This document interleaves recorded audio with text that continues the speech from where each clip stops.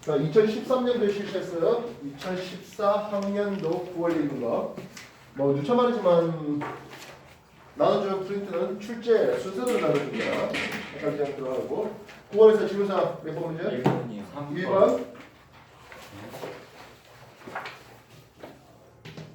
1번 소리가 마이크와 증폭기를 거쳐서 스피커에서 재생되는 과정을 나타냈어.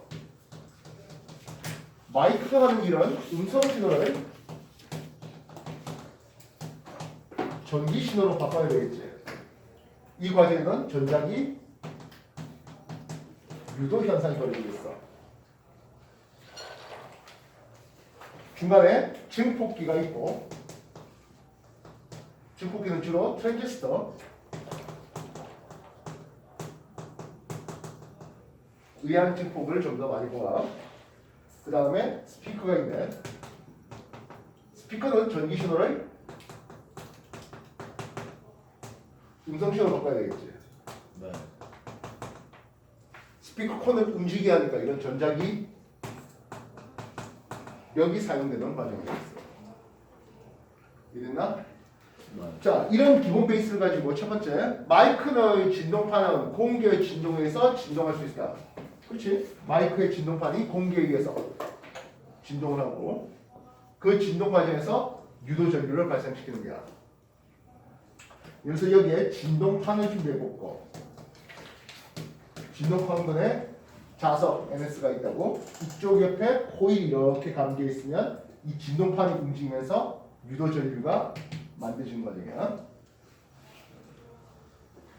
마이크에서는 소리가 전기 신호로 전환된다. 그렇지? 음성 신호를 전기 신호로. 그래서 전자기 유도 과정이 필요했어. 디귿 스피커에서는 이 전기 신호를 음성 신호로 바꾸는데 전자기 여기 이용돼. 역시 이쪽에 뭐 예를 들어서 스피커 콘이 이렇게 있었다면 이쪽에 자석 NS가 있고 이후에 요 코일이 감겨 있어. 그래서 전기 유도 전류 전기 신호가 오면서 요 힘을 받아서 왔다 갔다 움직이게 만들어. 그러면서 스피커 콘을 움직이고 소리가 만들어지는 과정이야. 그래서 디귿 마이크에서는 전기 신호가 스피커에서는 전기 신호가 소리 음성 신호로 바뀌어지고 있어. 되겠나? 트랜지스터에 의한 증폭 작용은 아직 여러분한테 어려울 테니까 그냥 뭐 트랜지스터가 증폭 작용을 한다. 반도체 중에 트랜지스터가 있어. 다이오드 말고. 그게 증폭 작용을 한다. 뭐 그 정도쯤만 기억해도 충분할 것 같아. 1번 해봤어. 또 다른 질문이? 3번. 3번. 그리고 정지에 있는 철수에 대해서 영이가 탄 우주선과 미온이 수평면 나락에 0.9c로 움직이고 있는 것을 보았어. 결국엔 영희가 탄 우주선과 미온이라는 것이 같이 움직인다라고 생각할 수 있겠지. 0.9c로 같이 움직이고 정지에 있는 철수 입장이야. 이해됐나? 네.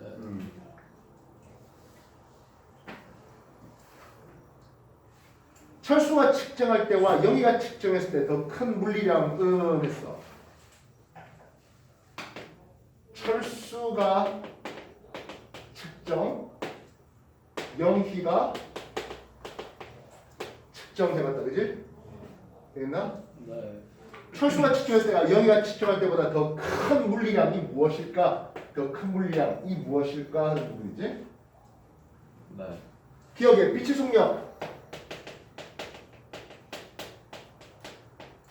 우리가 특수 상대성 이론을 할 때 공이, 가정, 가설 이거는 믿고 들어가자 하는 게 있었을 것 같아. 뭐 있지?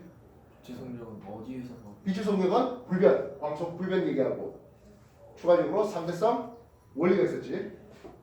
되겠나? 그래서 빛의 속력은 철수와 측정거나 이온의 측정은 서로 같다라고 해야 돼. 기억 도구를 치는 순간 아장나는 게지. 이해했어? 네. 다음 철수가 볼 때는 영희가 굉장히 빠른 속도로 움직이잖아. 이제 그러니까 홀쭉하게 보이는 거지. 철수가 측정한 우주선 길이 이건 원래 길이보다 훨씬 더 짧게 느껴진다고. 반면 영을 측정할 때 자기가 우주선이 그렇게 길다고 느낄 수가 없지. 알겠나? 네. 이건 미온을 쓰면 철수 입장에서는 미온이 굉장히 빨리 달리냐고 야저 미온은 왜 저리 천천히 늙어라고 얘기할 거고 이온 입장에서 같이 달리니까 제 수명대로 순간 꺼지겠네라고 얘기할 수 있다. 그래서 미온 속력 빠른 미온의 수명은 철수가 측정할 때 더 길게 느껴진다고. 이래서 네. 다시 한 번 더 특수 상대성 이론이지. 이쪽에서의 첫 번째 가설, 공리 뭐 있다고? 상대성 원리와 광소 불변. 그렇게 해서 정지 상태와 등속을 구분 못한다 되겠고, 세 번째, 그래서 굉장히 빠르게 달리는 상대편을 바라볼 때, 굉장히 빠르게 달리는 상대편을 바라볼 때 시간 팽창과 길이 수축, 마지막으로 질량 증가를 본다고. 굉장히 빠르게 달리는 상대편을 바라볼 때 상대편의 시간이 느리게 가고 상대편의 길이가 짧게 보이고. 알겠어?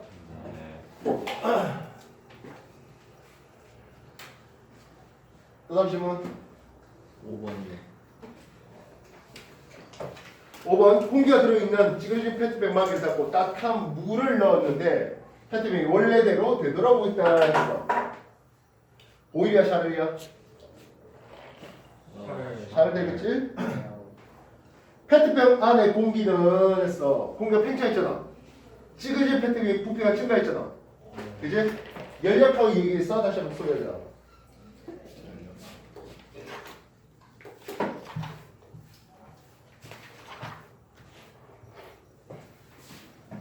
기본적으로 5번 열역학 제1법칙을 소개하는데, 열역학 제1법칙은 Q,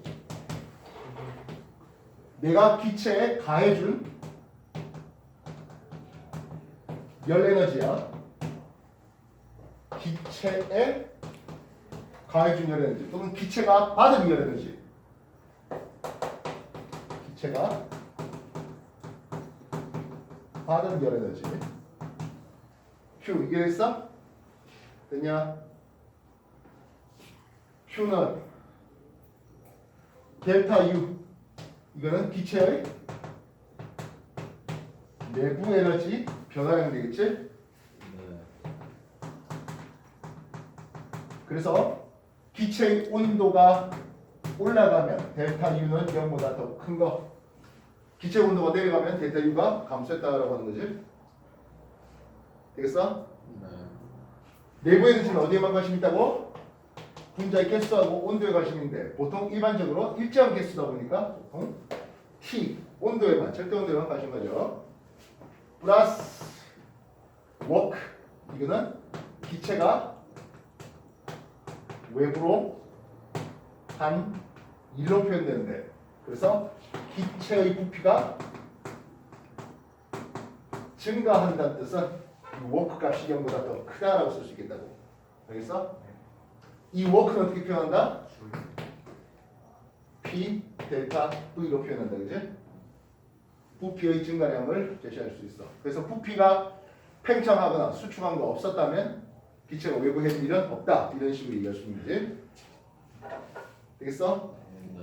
그럼 당연히 기체 부피가 감소하면 워크는 음의 값을 가지게 된다고. 됐나?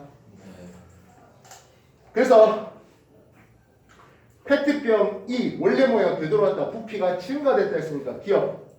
철수. 페트병 안의 공기는 외부로 일을 했다. 공기가 팽창했으니까 맞는 말이야. 되겠어? 네. 페트병 안의 공기는 온도가 올라갔겠지. 되겠어? 네. 뜨거운 물에 담갔다 했으니까 당연히 열 에너지 받고 뜨거워졌잖아. 따라서 내부 에너지가 증가했다. 온도가 올라갔으니까 내부 에너지가 증가했다라고 해야 된다고. 네. 0이 잘못 말했지? 되겠어? 네.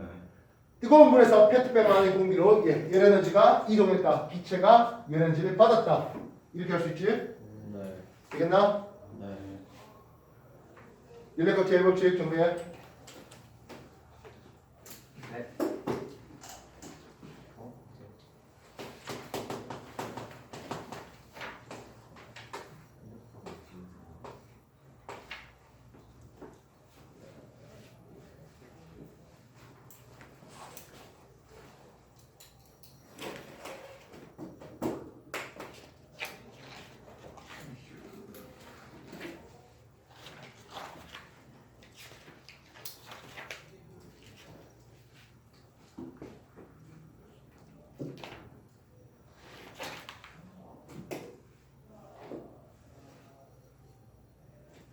5번 다 정리됐어? 네. 우리가 기체 법칙 중에 보일 법칙 있지? 보일 법칙은 온도가 일정한 온도가 일정한 상태에서 따라 팽창 설명하기가 유리할까 수축이 유리할까? 팽창이 유리하겠지? 그래서 등온 상태에서 팽창한다면 했네. 팽창했으니까 외부로 일을 했지. 근데 온도가 일정해. 내부의 주변화는 0이야. 결국엔 흡수한 열 에너지는 100% 어디로 갔다? 1로 갔다 하는 게 등온 팽창 얘기야. 샤벨 법칙은 압력 일정한 상태야. 그래서 등압 역시 마찬가지. 팽창 설명이 유리할 테니까 등압 팽창해보자고. 팽창했으니까 워크 있지? 이건 열 에너지를 가해서 온도가 올라갔다는 얘기야. 이게 바로 5번 같은 샤벨 얘기지. 온도가 올라갔어. 내부의 히트 증가했어. 결국엔 흡수한 열 에너지는 내부의 증가도 있고 워크도 있어. 되겠어?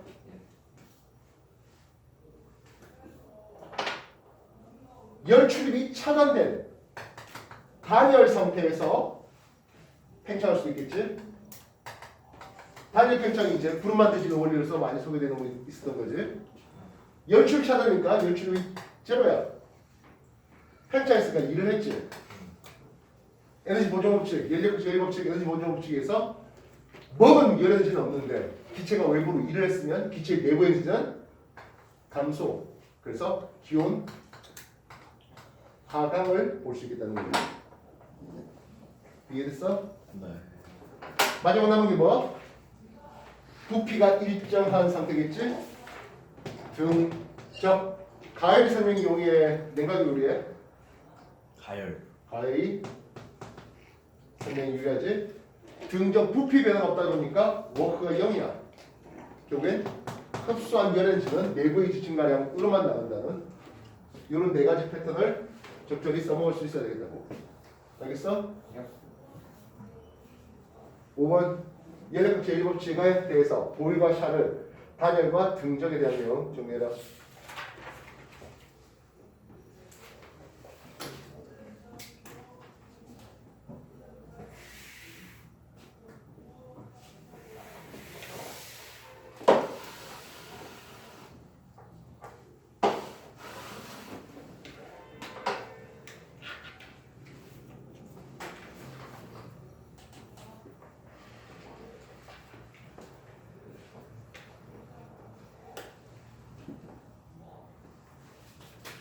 연력학 제1법칙 에너지 보존 법칙이면 연력학 제2법칙은 비가역적인 현상에서 어떤 방향으로 물리 또는 화학 변화가 일어나게 되느냐를 얘기하는 게 연력학 제2법칙이야. 열은 항상 고온에서 저온으로 흐른다든지 농도가 높은 곳에서 농도가 낮은 곳으로 물질이 확산돼 나가는 이런 얘기를 하는 게 연력학 제2법칙이야. 네.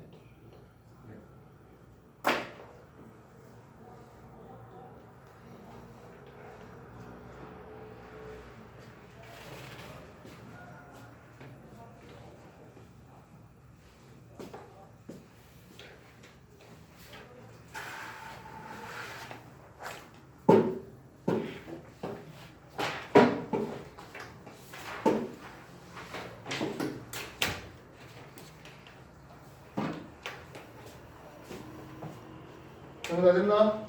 네. 또 다른 질문? 6번이에요. 6번 문제. 그림 다는 마찰이 없는 수평면에서 각각 후보의 V의 일정한 성림을 다가오는 질량 M짜리 공을 수평만 발로 찾는 모습이다. 이게 6번 문제는 결국엔 운동량과 충격량과의 관계지. 일단 운동량과 충격량과의 관계라고 생각되면 공식 한 줄부터 쓰고 시작하겠지. 임펄스 I는 충격량을 불러. 힘과 시간의 곱인데 그게 뭐다? 운동량의 변화이더라. 즉 P 낮 운동량 빼기 처음 운동량 이렇게 나오더라 하는 거지. 됐나? 됐나? A 입장에서 어떤 일이 벌어졌나 하지 질량 M짜리가 왼쪽 방향으로 2V 속력으로 오고 B 입장에서는 질량 M짜리 공인데 V 속력으로 왼쪽으로 나가고 있어. 되겠나? 그림 나는 가의 공이 발로부터 받은 힘의 크기를 나타냈어. 이때 면적은 4nv로 똑같대. A에 대해서는 이렇게 되면서 t초 만에 이 면적이 4mv 돼. 시간과 힘과의 관계에서 면적이 차지한 바는 충격량이잖아. 4mv가 됐다는 것은 운동량의 변화량이 4mv가 될 거 아니야. 이게 전의 상황이야. 전에 2mv로 왼쪽으로 오는 거라면 4mv가 바뀐다는 뜻은 2mv로 오른쪽 가면 되는 거잖아. 이해했어? 네. 결국에 공의 질량이 m이니까 속력이 2v로 오른쪽 가는 상황이 A 상황이야. 이해했어? 네. 그래야 4mv가 되는 거지. 반면 B는 시간 t인데 2t라는 시간 동안 이 면적이 역시 4mv잖아. B 입장에서는 mv로 왔어. 결국엔 B 입장에서 m짜리가 오른쪽 방향으로 3v로 날아가야 4mv 운동량이 변화를 보겠지. 이게 왼쪽 가는지 오른쪽 가는지 생각해야 되는 거야. 알겠어? 왼쪽 오른쪽 방향 몰라버리면 하는 거지. 네. 알겠어? 기억. 발로 차는 동안 공이 받은 충격량이 크게 변했어. 아니 어차피 시간과 힘과의 관계 그래프에서 면적이 4mv로 똑같았잖아. 그지? 결국엔 충격량 A나 충격량 B나 서로 같지. 이래서 네. A에서나 B에서나 같지. 기억. 되겠나? 네. 힘의 크기는 했어. 충격이랑 똑같은데 시간이 반절 걸려요. 충격이 똑같은데 시간이 반절 걸리는 것은 힘이 2배 더 크게 걸리겠지. 이해됐어? 네. 평균 힘의 크기는 A에서가 B보다 2배 더 크지. 이해됐어? 네. 평균 힘 A의 크기는 평균 힘 B 크기의 2배다라고 쓸 수 있겠지? 되겠나? 시간이 반절밖에 안 됐으니까. 됐나? 공의 속력은 A가 B의 2배입니까? 했어. A가 B의 2배야? 아니잖아. A가 B의 3분의 2배잖아. 뭔 뜻인지 알겠어? 운동량의 변화량이 충격량이다. 6번 정리해.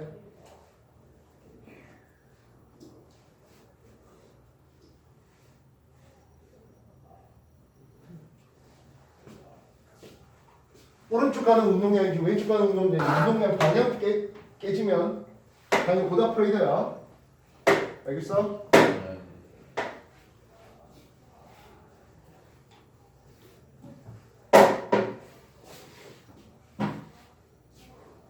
문제 잘 봐. 공이 오면서 오는 것과 반대방에 친 거야. 그지? 가끔 이런 문제 있어. 공이 이렇게 굴러가는데 느낌 알아? 같은 방향 쳐주는 거 있어.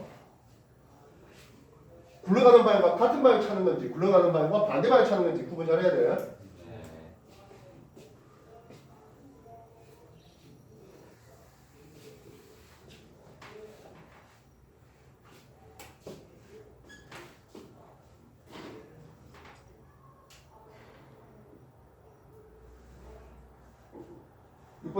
또 다시 질문은 7번이요. 7번. 7번은 뭐 에너지 보존 법칙일 것 같은데.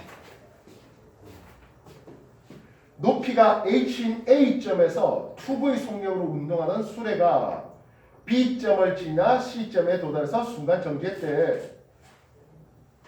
7번은 에너지 보존, 특히 역학적 에너지 보존을 소개한 거잖아.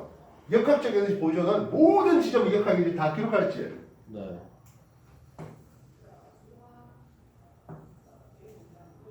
H, 2H. 그래서 바닥까지 올라와서 C점 정지했네.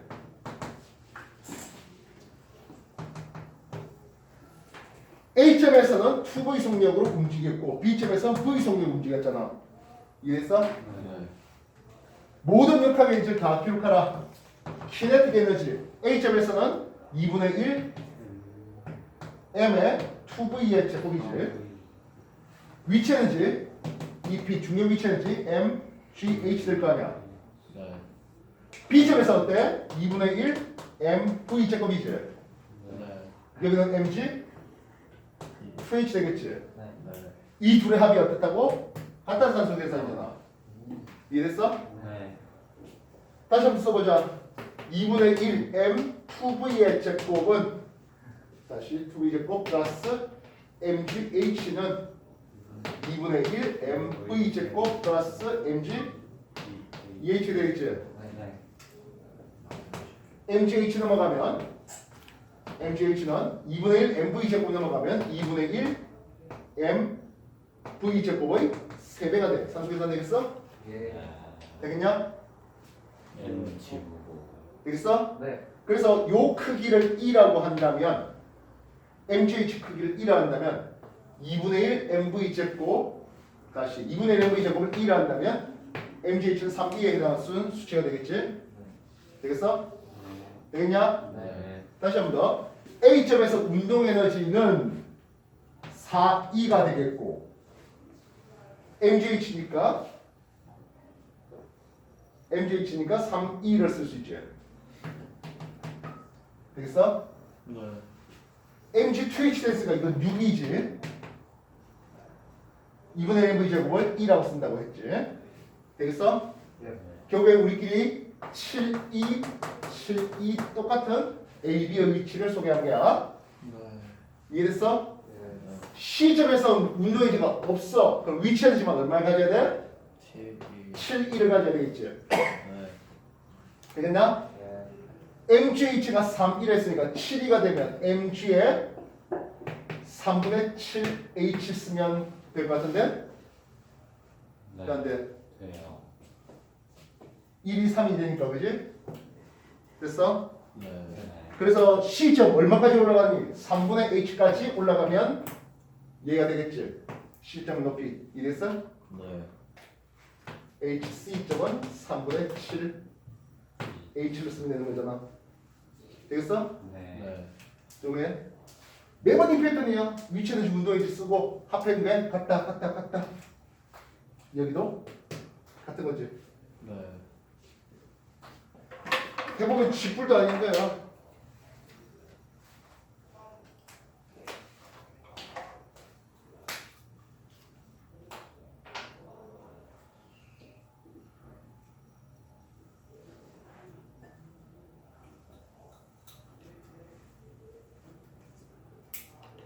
마지막에가 암산한 거냐?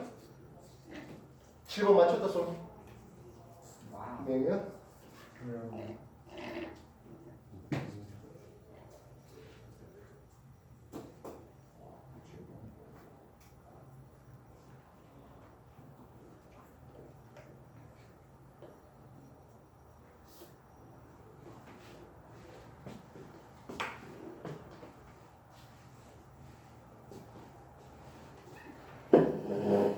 7번 또 다른 질문.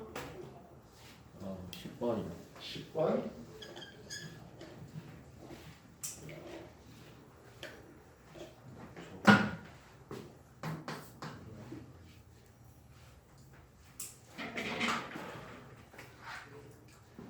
물질의 자성을 조사하기 위한 일부를 나타냈대. 코일 감은 방향 잘 봐. 코일 감은 방향이 전류가 이렇게 흐른다고.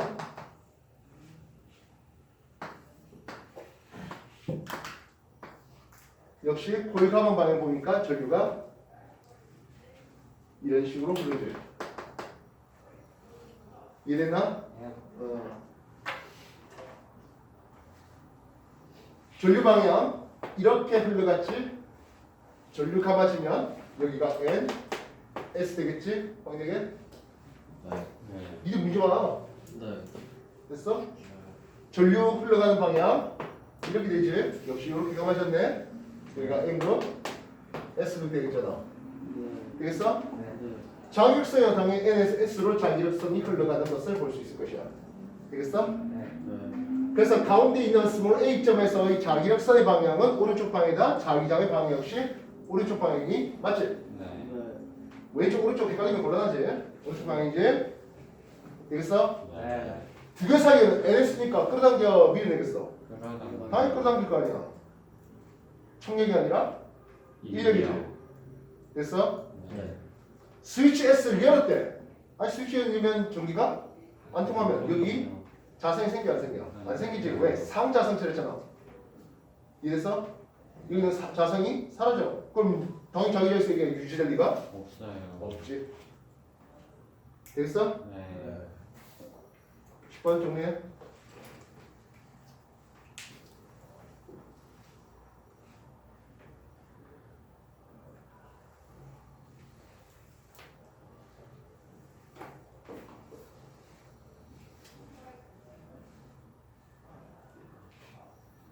또 다른 질문.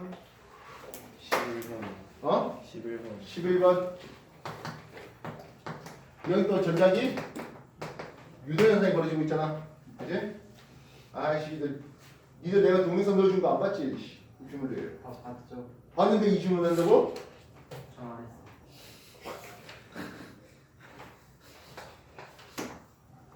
금속골이 A가 있어. A 느낌 나지? 에이, 오늘 왜 이러냐? 나요. 어? 느낌 나요. 금속골이 B가 있네.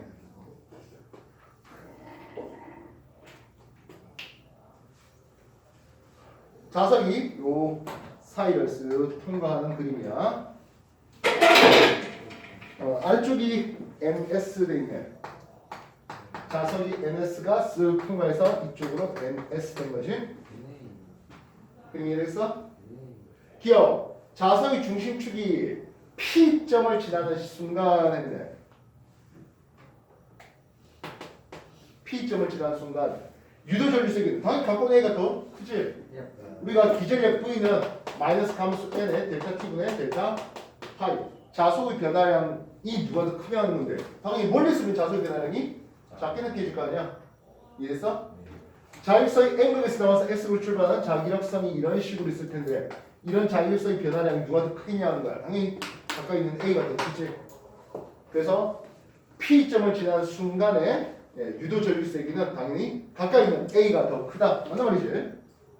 됐어? 이은 자석의 중심이 Q점을 지난데 유도 전류의 방향은 AB가 같다?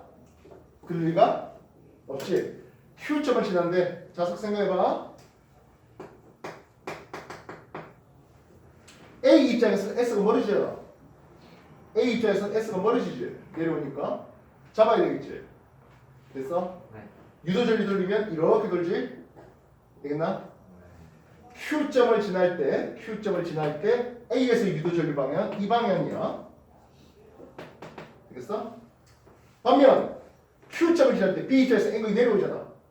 오지 말라고 돌리면 유도 전류 방향은 이렇게 돌아가야 되겠지. 그래서 A점과 B점에서 유도 전류 방향은 당연히 반대 걸리지. 됐어? 네. 자석의 중심이 R을 통과하는 순간 자석의 가속도의 크기는 중력 가속도보다는 해서 당연히 R점을 지났는데 유도전류가 흘릴 거 아니야. 유도전류가 흘러가는 것은 이 놈이 중력으로 내려가는 것을 방해하게 뒤로 올리는 힘이지. 네. 그래서 당연히 중력 가속보다는 작은 가속도로 떨어지는 거지. 네. 그래서 가속도의 크기는 당연히 중력 가속보다는 작지. 네. 됐나? 리을 하나 더 만들어. 리을 하나 더 만들어. 동영상 봤다 손 누구야? 아, 봤죠. 이거 동영상 봤다 손 누구야?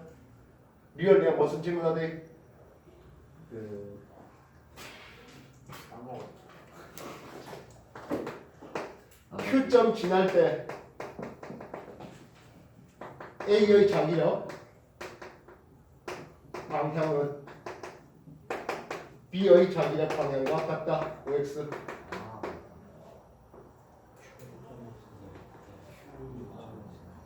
Q점 가운데점 Q점을 지날 때 가운데 Q점을 지날 때 자기력의 방향 같다. OX. X. 위에 Q점을 지날 때 유도 전류 방향은 반대였는데 A 입장에서 내려와서 방해할 거니까 A에서 이 자기력 방향 위쪽으로 걸리게 만드는 거잖아. B에서는 내려오는 방향이니까 역시 마찬가지로 위쪽으로 걸리게 만드는 거잖아. 그러니까 같이. 이야. 그럼 A 도선 입장에서는 도선 입장에서 자석에 작용하는 거 말고 도선 입장에서 둘 다 내려가는 거잖아. 네. 힘의 방향이잖아. 유도 전류 방향은 니은의 유도 전류 방향 반대 방향이겠지만 자석에 작용하는 자기의 방향은 서로 같게 걸리지. 어쨌든 내려가는 걸 방해한다니까. 네. 알겠어? 네. 11번 정리해. 이거 많이 물어온다. 리얼 질문 많이 물어와. 많이 물어오는데 많이 틀리지? 네. 또 틀리면 할 수 없고 또 질문 받아줘야지.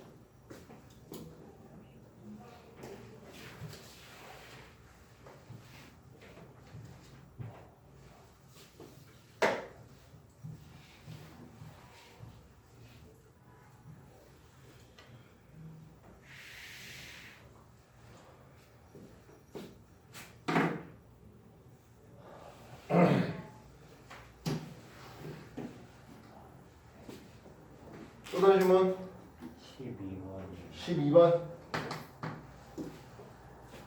그러면 양자화된 에너지를 갖는 보호의 수소 원자 모형을 나타냈고 서로 다른 준위에서 정의하는 것을 나타냈어.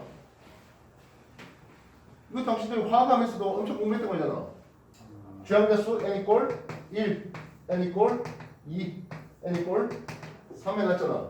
네. 이 n번째 에너지는 마이너스 주양자수 제곱에 화학에서는 131 kJ/몰, 물리에서는 13.6 일렉트론 볼트 퍼 오케이 이렇게 쓰지.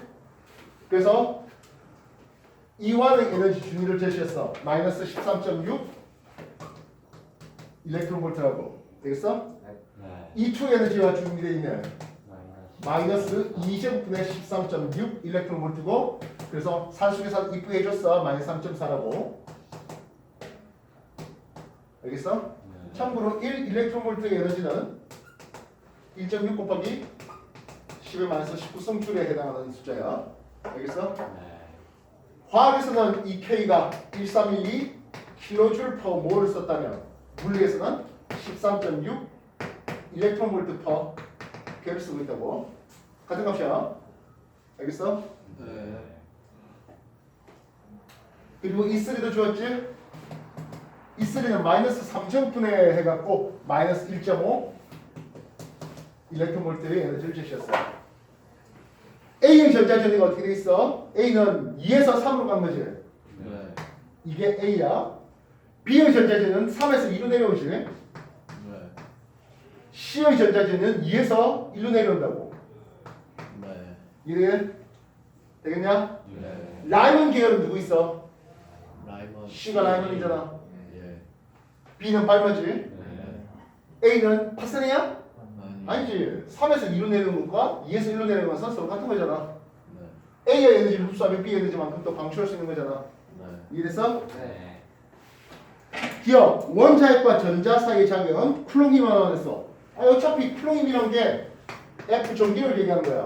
상수 K의 거리 제곱에 Q1, Q2. 원자핵의 전압이 바뀔 거 없고 전자의 전압이 바뀔 거 없으면 누구에 관심 있어? 거리 아래에 관심 있잖아. 당연히 n 이퀄 1이 가까워졌으니까. 그래서 n 이퀄 1인 궤도에서 가장 큰 거. 당연하지? 네. 됐냐? 네. 스몰 a점일 때 3.4 일렉트론 비트의 비례는지를 흡수한다? 스몰 a면 요 둘의 차이에 해당하는 거잖아. 네. 3.4와 1.5 차이면 1.9인가? 1.9의 에너지를 흡수하면 되는 거지. 네. 이해됐어? 네. 그래서 A는 두 에너지 준위 차이에 해당하는 1.9 일렉트론 볼트 에너지를 흡수해야 됩니다. 됐어? 방출되는 전자기파의 진동수는 B일 때가 C일 때보다 작다. C가 더 크다고 하는 거지. 어차피 델타 N에 따른 E 요게 뭐다? 진동수 비례하잖아. 그지? 이해됐어? 네. 우리가 B를 우리끼리 하는 말로 발모원으로 소개했던 적이 있고 C를 우리끼리 하는 말로 라이모원으로 소개한 적이 있잖아. C의 에너지는 1제곱분의 1 빼기 2제곱분의 1로 4분의 3K에 해당하고 B의 에너지는 얼마? 2제곱분의 1 빼기 3제곱분의 1로서 요거는 36분의 5K의 에너지잖아. 되겠어? 네. 이거 36을 통분하면 27K지. 이해됐어? 네. 그래서 B 5대 C 27의 에너지 비면 그게 바로 진동수 비가 들어야지. 파장 어때? 역수. 파장은 그 역수에 해당하잖아. 이해됐어? 네. 수학과 산수백 때문에 한참 동안 우택사라고 수업했잖아. 네. 그거 그대로 적용하는 거야. 화학에서 적용하는 거 물리에서도 그래서 써먹어. 그리고 써먹어 똑같아. 네. 정리해.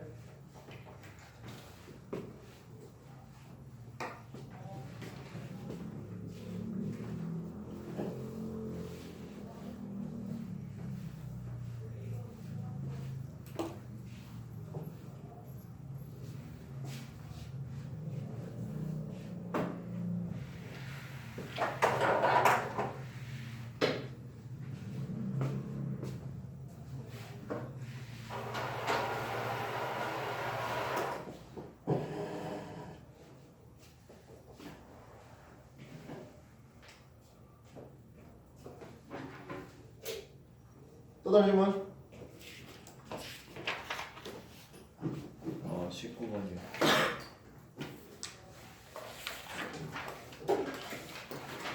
19번은 여러분한테 구력이라는 부분으로 소개하는 건데 아직 여러분한테 안 가르쳤잖아.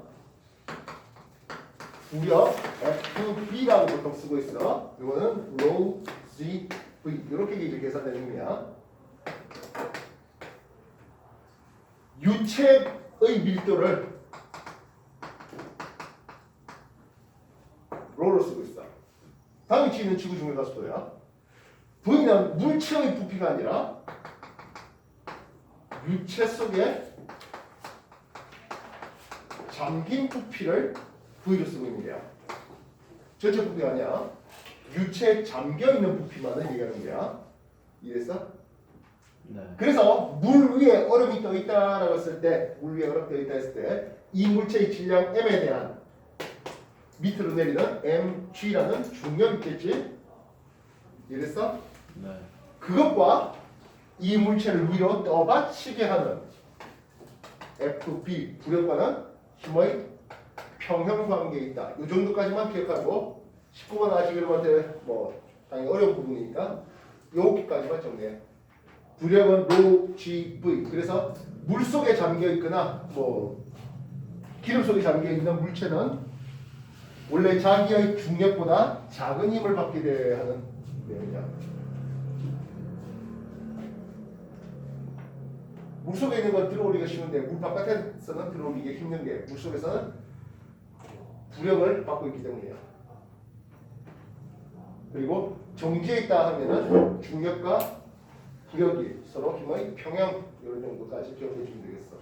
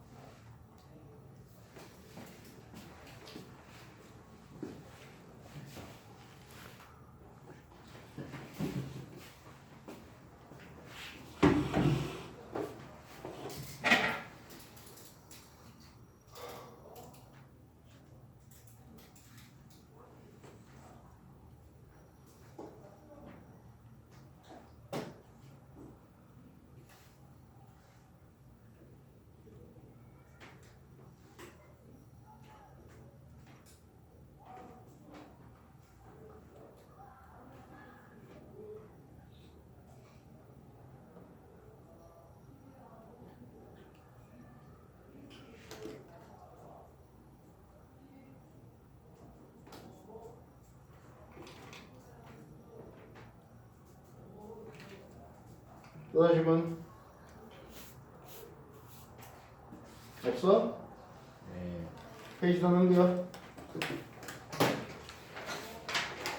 이제 2013년도 실시했어. 2013년 실시했고 10월 모의고사야. 마지막 3월, 4월 그리고 10월은 뭐라고? 교육청이라서 당해 연도야.